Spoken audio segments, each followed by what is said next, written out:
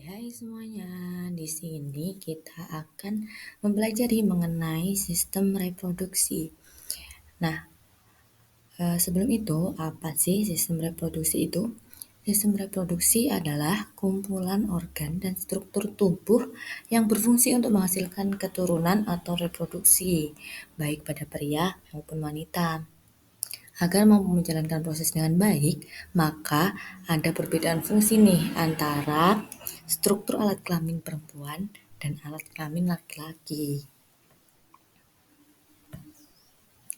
Selain itu juga, sistem reproduksi atau alat kelamin yang digunakan ini harus dalam keadaan normal supaya dapat bekerja secara maksimal dan dapat bekerja dengan sesuai fungsinya.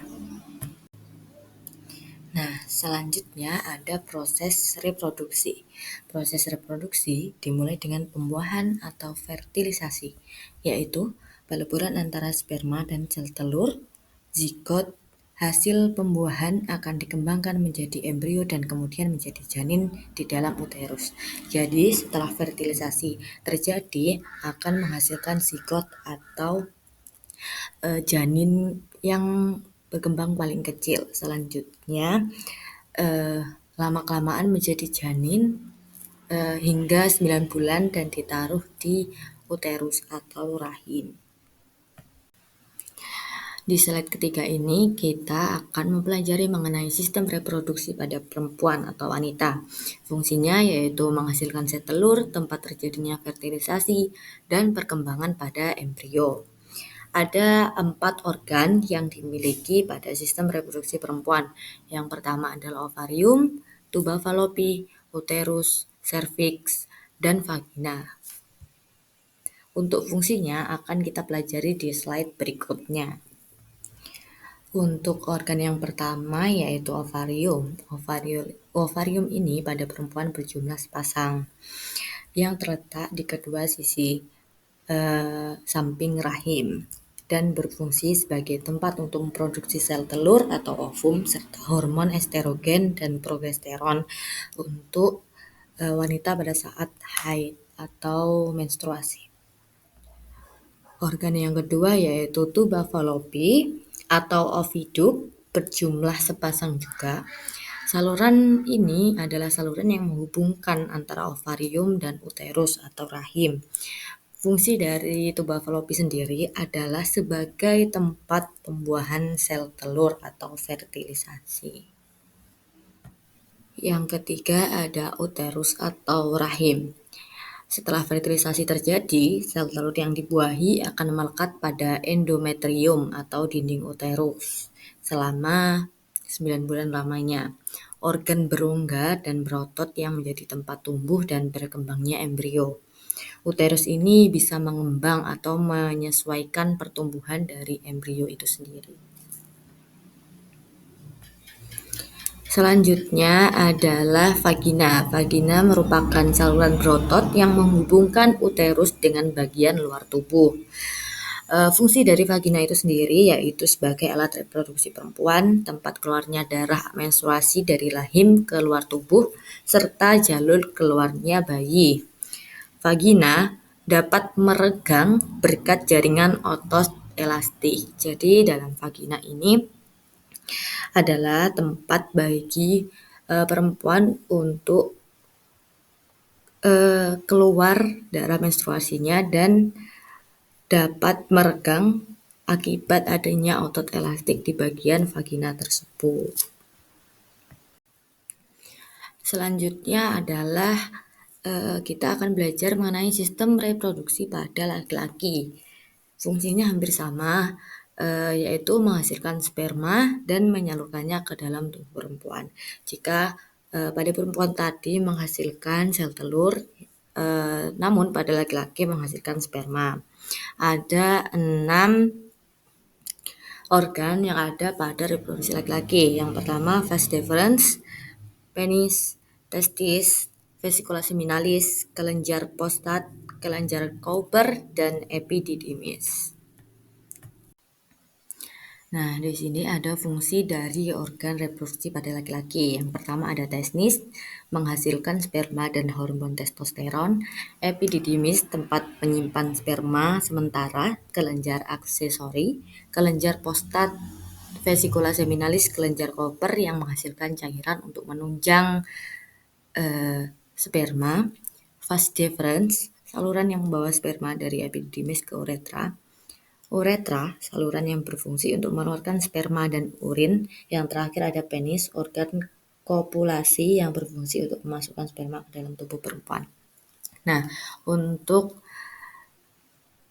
vesikula seminalis sendiri yaitu kelenjar yang menghasilkan cairan kaya fruktosa untuk memberikan energi pada sperma serta membantu pembentukan semen atau air mani.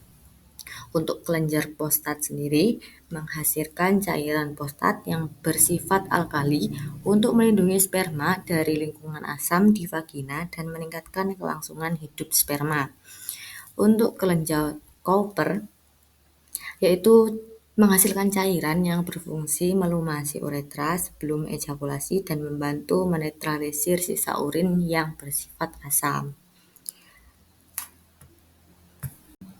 Nah, selanjutnya kita akan membahas gangguan pada sistem reproduksi.